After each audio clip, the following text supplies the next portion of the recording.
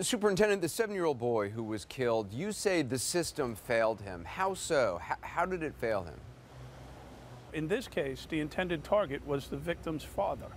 And the victim's father was arrested 45 times, the last time for a firearm here in Chicago back in April. He bonded out the next day. I'm sorry, but if you're arrested 45 times, you shouldn't be on the street, especially when your last one is a gun possession. There should have been a high bond set or a high bail, but the system here in Chicago, or I should say in Illinois, doesn't allow for that. The possession of an illegal loaded firearm is not even considered a violent crime for sentencing purposes. And until such time as that changes here, we're going to be talking about Chicago violence. We can make a better police department. We could make a more functional police department.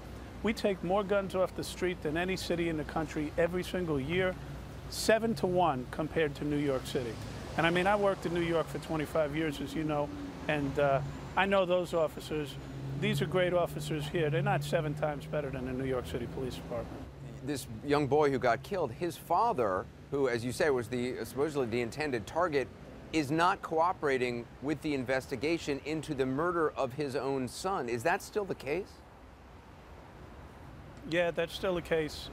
Yesterday, after I kind of went public with my rant, he gave us a statement, but it was a vanilla statement that he didn't see anything. You know, I can't reveal the circumstances that we know occurred at that scene at this time, but he could do a lot better for us, let's put it that way. And you know, the fear is he's going to take care of it himself.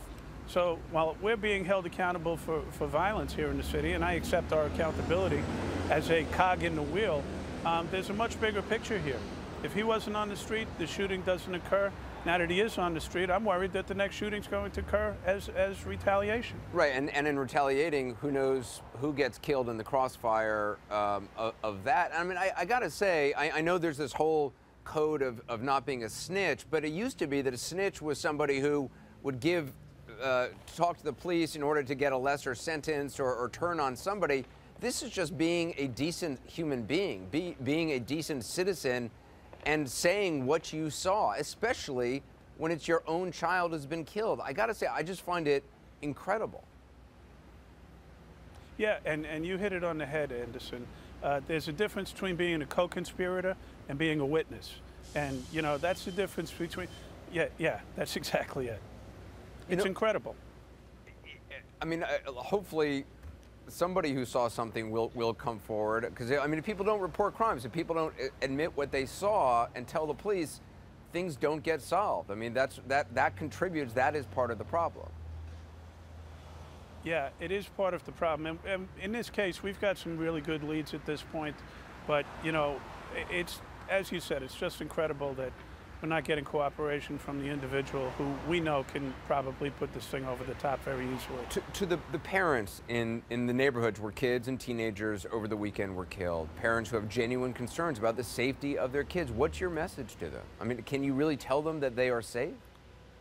My message is, you know, we've got a lot of work to do. We've made improvements. We're doing better.